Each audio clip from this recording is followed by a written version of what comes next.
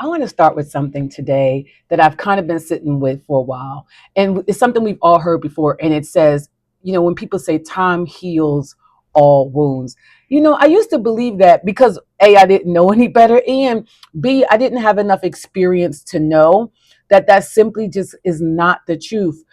Because I thought if I gave things enough distance, enough days, it would stop hurting. And in some ways, it was true. But what I know now is that time does not heal anything on its own. What you do with the time is what makes the difference. And I know we grow up, I'm Gen X, and so I grew up in a time where they had all of these sayings, and we thought these sayings were the truth. And now, as I'm getting older, now as I'm coaching, now as life experiences have kicked in, I'm coming to find a lot of those things are not simply true. I'll give you another example where they say sticks and stones may break my bones, but words will never hurt me. And the truth, that's not the truth, because most people are experiencing the trauma that they are now or in therapy now for the words that was said more than those. It's like more than anything else. Yes, there are people who experience physical abuse. I'm not saying that, so I want to be very clear, but I'm talking about for those who experience verbal abuse. Guess what? Those were just words, and words hurt. Words cut. And so we have to be cognizant of the things that we learn are just simply not the truth. And the reason why this has come up now is because I've watched strong, faith-filled women who are doing everything right on the outside and carrying the same wound 5, 10, 15 years, carrying the same hurt 5, 10, 15 years, carrying the same trauma, some of them 15, 20 years. They would tell you they're fine.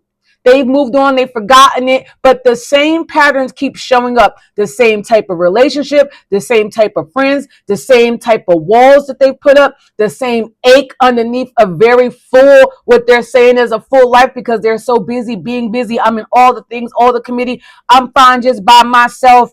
I don't trust anybody. And it's so interesting. I spent some time this past weekend with my aunt, who I love more than ever, and because my cousin passed away, and I'm watching her and I'm listening to her, and we had this conversation because the way that she responds to things. And she said to me, my grandmother, she goes, my mother raised me to rear up and just be right, always be ready for a fight. And I'm like, okay, maybe back in like 60s, 70s, 80s, that was a thing. When you grow up, go to school, because of where we were raised in New Jersey. So, going to school in Irvington and Newark, okay, you had to be ready because it was different back then. And I don't know, I don't really know now, because I've moved away, but it was different back then. So you had to be ready if there was going to be a fight or somebody wanted to fight you. And I said to her, but now you're approaching 60. Everything isn't a fight. Everything, because what happens is now she's responding through a filter. And so when we talk about time healing, because that is a wound, it's a habit, it's a thing, that's caused division in her life. So where we talk about not having, certain friendships and relationships, because everybody can't deal with that. Everybody can't deal with, I talk to my mom too, there's fussing all the time. Just everything is something to be said about every little thing, and so those things happen. And while we show up a certain way in our life is because something triggered that moment or something taught us that. And now we have to unlearn it. So I think it's so important, because time, when we talk about all these things, time has passed, but healing has not happened. And so I want to explore that today, because there's a difference between wanting to heal and wanting relief from the pain of staying stuck. And once you see it in yourself and in people around you, you can't unsee it. Because there are some people who really want to heal, but there's just some people who just want relief. And so we openly talk about addiction to substances, right? That conversation is a part of our culture now. You hear people talk about addiction to, weed, which is a really big thing. Because if weed was really like a healer, we wouldn't have so much anxiety. Why do I have to keep doing the thing over and over and over again? Because you're not healing anything. Time is passing. You're doing the drug. and yet you need the drug to keep going. Why is that? Because there's work that gets to be done, right? And so we're having these conversations, but there's another kind of addiction that nobody talks about, and it's the one that and it is one I've had to look at in my own life, and that's the addiction to the story. The addiction to the story, the story of what happened. And I get it, the pain was real.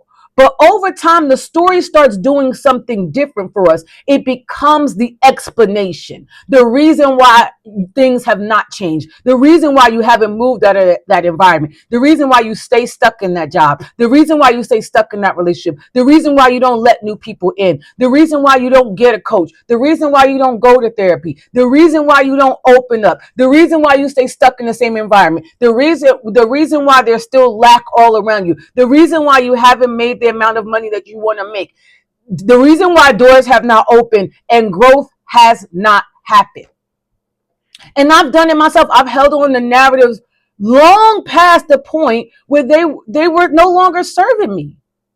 Because letting go of the story meant I had to get honest and take an honest look at what I was going to do next. What do you do past the story? That's the hard part. Releasing the story means stepping into accountability for what comes after. Step into accountability for how you shape your life so that these things keep happening. Stepping into accountability of getting honest and getting real, because it's so easy to blame everyone else. And I could blame my mother for how she raised me. I could blame my grandmother for how she raised my aunt. I could blame the ex for what he did. Listen, my children for me. Oh, I moved you to the suburbs. I gave you this beautiful life. What I thought was a beautiful life, and now you're doing this and you're doing that, and you're not living up to this, whatever that is. But then I would have to take accountability for it. And accountability requires something that relief does not. Some people don't want solutions. They want witnesses.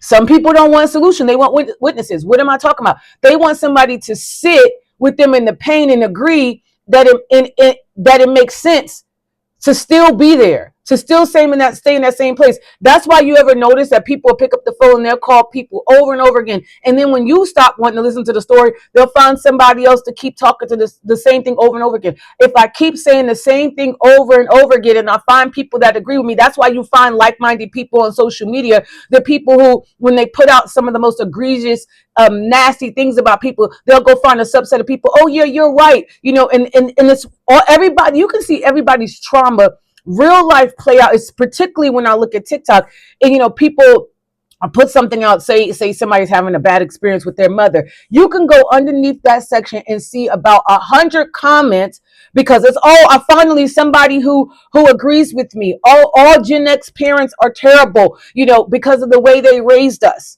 Everybody's terrible. Everybody's toxic. Oh, and let's just stop speaking to everybody because time does what? And it's simply avoidance. There is nothing wrong with needing to be witnessed to. I want to make that clear because when you're going through something, right, you want to have a conversation and be witnessed. And sometimes your feelings are valid. That's what you experience. But at some point, being witnessed has to lead somewhere. At some point, speaking this story, it has to lead to somewhere. Because I hear the problem, and so now what is the solution? You cannot heal a life you refuse to examine. You cannot heal a life you refuse to take accountability for. You cannot heal a life if it's the crazy thing about it is too, you'll hear so much about people who are now in their late 20s, 30s, some 40s and 50s, and they're still blaming their parent for their life. Well, the math is not mathing, my dear. The math is not mathing because now that parent is out of your life, there is things that you can do. You can go to therapy, counseling, whatever. If you're still 5, 10, 15, 20 years later, bashing that parent online because you need people to stick beside you. You need people to validate you. You need people to validate. They do it the same thing in these relationships when they break up. You need people to sit around. Oh yeah, he's bad. He's this, he's that. You need people because that's how people bond together. It's a trauma bond. So they found it on social media. Let's trauma bond together. That's great. And at some point, we have to heal the trauma.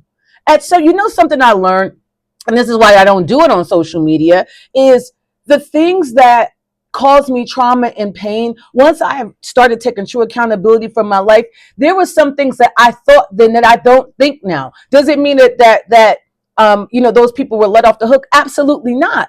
And I also saw my place in it. A lot of times people don't see their place in what has happened to them. Now, I'm not talking about children, because when you grow up as a child and you're being reeled as a parent, what happens to you as a child is absolutely not your fault. And it is your responsibility once you become an adult to heal it. It's your responsibility not to take that and weaponize it all over the place. And something else I learned, because I was raised by a boomer, okay, non-emotional. Don't touch me, don't hug me. I don't know nothing. I'm not saying I love you and all this other stuff. I was raised by that. And what I realized after I did my own healing is she did the best she could with what she knew how. And a lot of times when you sit on these airways and you're bashing that parent, and I want to be clear, I'm not talking about anybody who went through any sort of abuse, okay? And abusive is relative. I'll say that too. Because some people think being yelled at is abusive. It depends on what it is that you've gone through. So abuse is relative. I'm talking about not somebody who's been hit and things of that nature. That's a little bit different, right? And there's some people, my kids were hit. I'm not talking about a beating. That's very different. When we were raised, we got beatings. Okay. I'm talking about real live extension cords. Go get the switch off the back of the tree. That was dramatic to me. So each generation, right? It's different. So my kids I'm guarantee you they're going to say they experienced some traumatic things with me where I would be like, what? You don't know trauma, right? Like you weren't raised back then. So that's what I mean by saying it's all relative, because each generation is going to say, hey, wait a minute. I've experienced things 10 times worse than you. And so we grow up and we learn that sometimes people are doing the best that they could. That doesn't mean we let them off the hook. Absolutely not. What I'm saying to you, though, is if that happened to you, and I'm very sorry if it did, I want to be very clear on that. We get to heal it, though. Something has to come past the story. Now you've told the story. Everybody's bashing your mom. Everybody's bashing your ex-relationship. Everybody's bashing your ex-friends. Now what do we do with it? Now what do we do with it? You have agreements. Now what do we do with it? How do you get to move forward in your life so that it gets to be beautiful and you don't get to keep harboring? Because let me tell you, when time does not heal wounds, what happens is anger, bitterness, resentment, judgment, questions, all of that stuff builds up. And on top of that, things build on top of the story. Things build on top of the story. So the story gets bigger and bigger and bigger and bigger, while you are avoiding the very thing that we all get to do, which is what comes after the story. So I want to talk about this because I know that there are people out here who listen, because you've been through trauma, people will call you, pick up the phone, and they're telling you the same story over and over again, and you just keep listening, because there's a couple of the reasons why people do that. Sometimes, when people are calling you talking about their life, it helps you to avoid your own. That's just simply the truth. And sometimes, it's like you don't want people to hurt, you want people to feel pain. But I'm going to tell you something.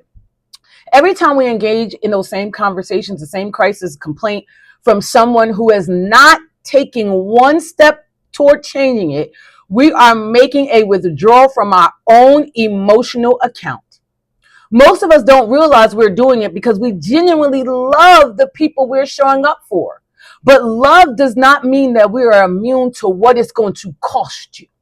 What am I talking about? I heard this lady say this. I was listening to social media, and she said her mother told her, don't let anybody call you into your death. And when she said it, I was like, well, what does that mean? What she was saying is, she said her mother told her, sometimes in the middle of the night, people will call you, you're sleeping, and they'll wake you up out of your sleep. They need you to come and run because this has happened or that has happened or whatever. And they may be calling you into a premature death. Because yes, I do believe that each of us, our time is written and God knows. I also know that we have free will. And I also know that the enemy is slick. And I also know that people can call you and you go running, and next thing you know, your life is cut short, because somebody has called you into your death. Sometimes when that phone rings, you have to simply pray. You have to simply say, you know what? I love you. Make sure they're in a safe place and don't run out that house. And you know something that it also made me think of when she was talking about it, because I'm like, oh, when you hear it, it instantly make you think of something dramatic like that, right? Don't run and go get somebody, pick somebody up, run, somebody's getting into something, you run out there, and next thing you know, you kill. It makes you think of that. But death, but it doesn't it may be a little bit different than that. So look, what do I mean by that, right? So the death that I'm talking about that can happen, because it made me think. I'm like, yeah, but people can still prematurely call you into your death. What am I talking about? It's the erosion of your peace, joy, the sense of direction, because you may be on the whole other path and somebody keeps calling you with their trauma, drama, and their story over and over again. Now you're worried. Now you're sick with worry. They done dumped everything on you, and sometimes, it's, listen, and I'm even going to say this. I love my children. And there's sometimes when they call and they tell you how much of a bad parent you are. You this, and here's the thing. I'm not saying that that's true or not true. I'm saying that's their experience of you. So when that happens, there comes a point in time when you say, okay, what are we going to go to therapy? Are we going to go to counseling? What is it that you want to do with this? Because do you want to fix this? Because if the answer is, I don't want to fix it, but I just want to keep dumping it on you. No, ma'am, no, sir. No, ma'am, no, sir. Absolutely not. I'm not built to be your dumping ground. Because what is that doing? Calling you to your premature death, especially for my parents. Let me tell you something about me that's so real. There's a lot of things that will bother me, but nothing can get to me at all, truthfully. But my children, they are my everything. I love them down. Do you hear me? I will scorch this earth for every single one of my kids. So if they come to me and they are truly hurt by something that I have done, that ruins me. Now, they may not know that because they don't see my true emotions sometimes, but that will ruin me. I remember when we went through something and the younger kids left, I cried for almost a year. They don't know that. And the enemy knows that too. He knows what and who can get to you. But then there comes a point and I even said to them, I'm not going to allow the enemy to use you to hurt me. I'm not going to allow that. No. So what does that mean? What are we going to do? What is it that you need? And I'm a therapy girl. So I'm like, let's go to therapy. My parents would have never offered that to me. And see, that's what I mean why some of us are willing to go a step further. And that's why I say that, it's all relative when you talk about certain things, because here I am willing to open doors and do things with my kids. My parents would never, because that wasn't a thing for them. Not because they're bad parents, not because they're bad people. It's because of their ideology and they're stuck in their ways of thinking and being. I just happen to be a person that loves growth and want to be better. And I'm not saying they don't either, but they want to do it in their own way. But you have to stop letting people call you into your premature death, telling you that story over and over and over again. Now you're worried, you're sick, you're staying up, you're pacing the floor. Same thing with our children. You up, you sick, you worry, you pacing the floor. And guess what? Now you're headed, you're supposed to be working on your vision, going into what it is that you're supposed to be doing. Guess what? Now you stop doing what you're doing because you're so busy worried about them going to pick up and what? And how is that calling you into a premature death? What does stress and pressure and burnout do to the body? It tears it down. You're experiencing anxiety. Your heart is racing. So that stuff is prematurely killing you. God may have something for you where you're supposed to live a long, healthy life until your 90s. And here you are stroking out in your 50s and 60s because of the stories. And it could be because of the stories you're telling yourself as well. And then you don't even have the capacity to show up for the life that God's calling you to, that he has for you. He has something bigger for you. You can't even get there because you're stuck in the middle of somebody else's life, somebody else's story, somebody else's trauma, somebody else's drama. Now you're going to the doctor, you're riddled with cancer or whatever it is that's going on with you because of everyone else. Everyone else gets to be happy, but you have to start to ask yourself why. And I get it. Sometimes that call is coming from somebody we love deeply. And that's what makes it hard. But the difference between someone who is in pain and moving through it and someone who has decided consciously or not They're staying in it is safer than doing the work to get out of it. Because you see, some people, they may not consciously, I'm not saying these people are bad. They may think it's safer to stay in the trauma, drama, and the story than to do the work to get out. Sometimes people don't even know what the work is. However, if you plant the seed, if you're giving them the way, if you're showing them, giving them different perspective, if you're talking to them like, hey, you know what, therapy is affordable now. They have things like BetterHelp where, the sessions are not as experienced. And as a matter of fact, BetterHelp goes on a sliding scale. There are so many things out here that are affordable. And some people even do the work pro bono and they're still refusing. That's when you have to say, no, ma'am, no, sir. The problem is not that they keep calling you. The problem is that you keep picking up. See that, and that's the thing. Then you'll go here and blame them. Oh, they keep calling me. Why do you keep answering? When do you take accountability for my phone is dry, y'all? And you know why my phone is dry now? There was a point in my life where everybody could call me for every little thing, and I was coming. Okay, I'm coming. I got you. I'm gonna do it. And then I found I was burnt out, stressed out, worried, all these things, worried about everyone else, and I wasn't doing the work on me. Now that everybody knows that boundary is real, my phone is not ringing off the hook like that. And I'm okay with that. And you have to be okay with that. But I'm also focused on the vision that God gave me. I'm focused on growing my business. I'm focused on growing myself. Pouring from a place that was meant for our growth and healing and our purpose. Everybody who needs your ear does not deserve unlimited access to your life. Everybody that needs your ear does not deserve unlimited access to your life. They should not be able to call you all day, all night with the same things over and over again. Because and this is so real.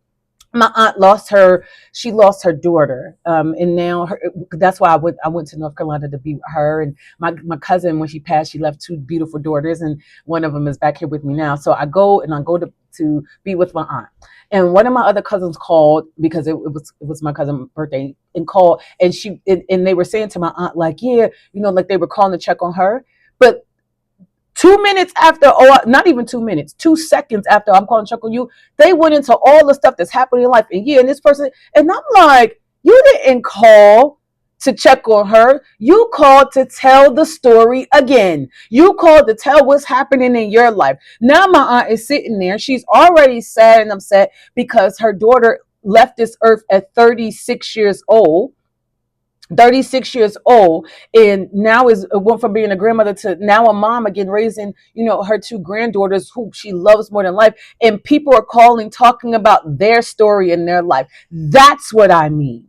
And that person that they don't want help, they just want somebody to listen to their story. That's what I mean. Everybody who needs your ear don't deserve unlimited access to your life. Stop picking up that phone. And it's not cold, it's wisdom.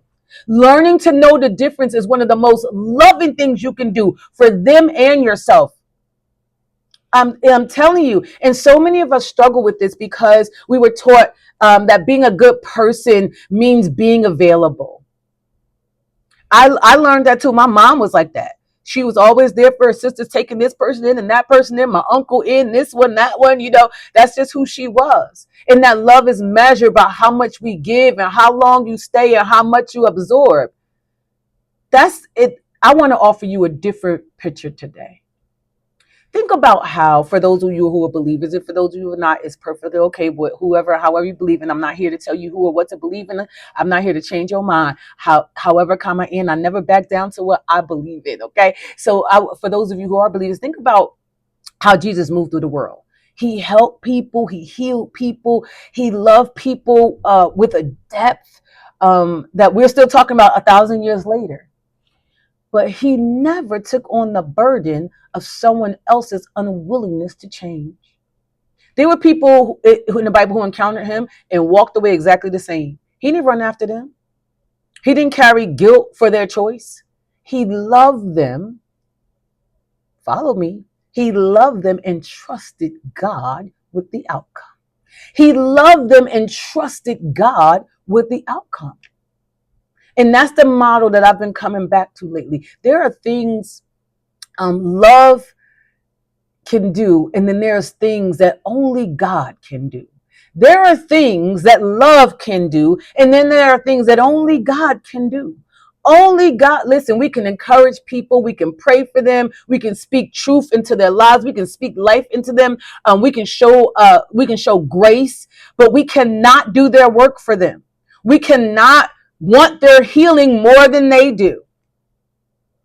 We can want it, but we can't expect them to produce anything real if they're not willing to put in the work. Support helps people walk. Enabling carries people who refuse to move. And now you're carrying them and your back hurt. Now you're carrying them and your knees hurt. Now you're carrying them and you got migraine headaches. Now you're carrying them and now you got pain all through your body because you refuse to put them and their problems down. I watch my girlfriend go, I love her dearly. I watch her run all over for everybody else. Her body is riddled with pain. And knowing the difference is about being honest about what is actually helping and what is keeping everyone comfortable inside a cycle that needs to break. You got to know the difference. If you keep talking and you're saying the same things over and over again and they're still doing the same things over and over again, that's not helping. That's not helping. If they've called you more than 4 times and 4 as long with the same story and haven't taken one step to do anything different, they don't want help. If they still in victim mode, oh, woe is me, because my mama, because my daddy, because my mom passed away, because my daddy passed, because I didn't have this, because I didn't have that, because, and they have not taken any step towards doing any sort of work of healing. They get satisfaction by staying in that same place. Victim mentality is really real. And if you say it to them, they'll be really in their ego and pissed off. I'm not no victim. I'm not no this. I'm not no that. Yes, you are. You're still saying, oh, because my mama raised me this way, because my dad. You 40, 50, 60 years old. You have to be kidding me. I give the children who are, and I say children, I know they're not children, but who are in their 20s and even, their early 30s a pass, because there is a growth that gets to happen for them. They just have really left their parents' home. That's a little bit different. But once they start getting past that 35 threshold, oh, it starts now. Okay, what are we doing? What are we doing? It's easy to blame your mother. It's easy to blame you. It's easy to blame everybody. What are you going to do now? Are you going to have the hard conversation? Are you going to speak up for yourself? Are you going to get therapy? Are you going to go to a counselor? Are you going to get a coach? What are you going to do about it? That becomes the question. And I'm telling you, my people pleasers, my people who love people, my people who are in the industry to help people, you have to have discernment for that. Even in your business, I have discernment for that now. I'm not willing to work with everybody because I understand that even sometimes that people come for help, they're paying for you to sit and just listen to them say the same thing over and over again. I am not a therapist, honey. I am a coach. We put in work. And I'm not saying that therapists don't either. I'm saying to you that with therapy, you could sit in there a little bit longer with the same thing over and over and not move. We're not doing that. Okay. This is such an important thing because I see so many people being called prematurely into their death, watching them stress out, worry, all these things about all these other people, all their other problems, and they're not doing the work on and with themselves. You have to lovingly let people know. You have to let people go. Only God can do it is a song for a reason. Okay. And as I close, I want to leave you with one question. Who in your life is calling you into that early grave? And why do you keep answering? And you may be saying, they're not calling me. That's dramatic. No, it's not. If you feel worry after the call, if you feel stressed, if you feel anxiety, if you feel depression over and over again, you have to, that is what that is. Because if you look up what those symptoms will do to your body long term, you will know you are prematurely being called into your death.